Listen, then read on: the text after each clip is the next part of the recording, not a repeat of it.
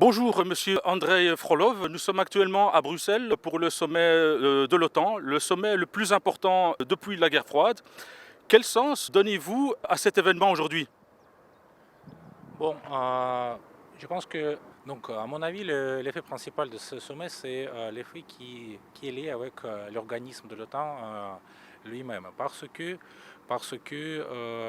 les décisions principales dont nous savons pour le moment étaient prises regardant l'OTAN. Euh, pour la Russie, peut-être la question le plus important, elle est avec le sort de Géorgie. Parce que Géorgie a reçu l'invitation pour l'OTAN, mais personne ne sait quand ce sera lieu. Donc, encore, nous avons le pas autour de la Russie pour inviter les nouveaux pays membres de l'ex-URSS dans l'OTAN. Donc, pour la Russie, c'est les menaces évidentes. Deuxième effet de ce sommet, c'est l'effet de Trump. Parce que Trump utilise le sommet de l'OTAN pour promouvoir ses idées, pour promouvoir son PR personnel. Et parfois, je pense que Trump, donc, disons, a fait le deuxième track au sein de l'OTAN, qui ne sont pas liés directement avec les questions politiques et militaires de l'OTAN comme l'organisme, avec ses propres intérêts. Peut-être le troisième point qui, à mon avis, est intéressant, est le point qui sont liés avec l'établissement des nouveaux organismes otaniens dans l'Europe.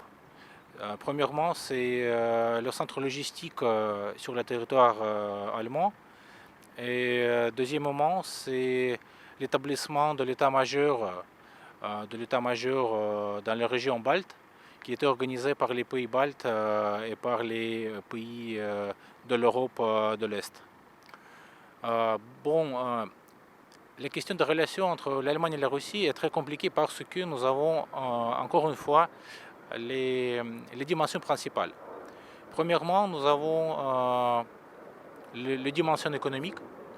Et même, M. Trump disait quelques fois pendant ce sommet que cette gazoduc Nord Stream 2, c'est vraiment une menace pour l'Europe et c'est une menace pour l'Allemagne.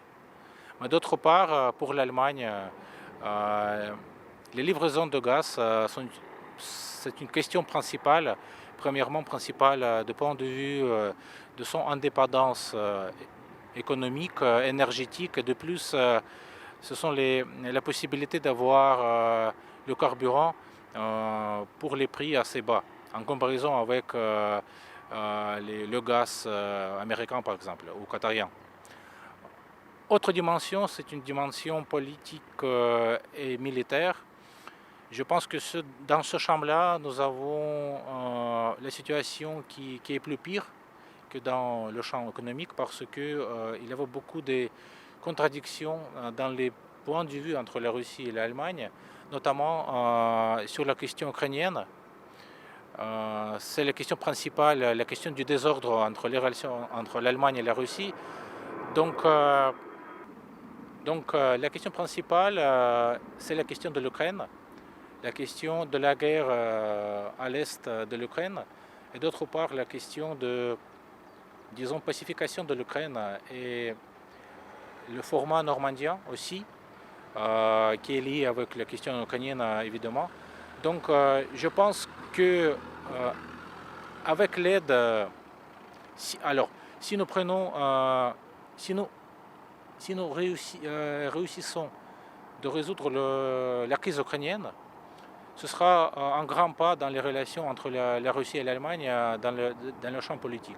Parce que je pense que l'économie, c'est une autre chose. Et finalement, il n'y avait pas de gros points de désordre. Donc, il faut dire que le sommet de l'OTAN, c'est le pas principal pour le meeting entre Poutine et Trump qui sera lié le lundi le juillet 16. Et je pense que pour Trump, c'est peut-être un peu ambigu. Le meeting avec Trump, c'est une question plus importante que le meeting avec les collègues de l'OTAN, avec les homologues de l'OTAN. Et Trump se prépare maintenant, en faisant ses interventions publiques, il se prépare pour le meeting avec M. Poutine. Tout le monde en Russie, on attend les résultats de ce rendez-vous entre deux présidents. Et je l'espère aussi que finalement, ils pourront trouver la solution dans les questions premièrement ukrainiennes et syriennes. Ok, merci beaucoup. Merci. Merci à vous.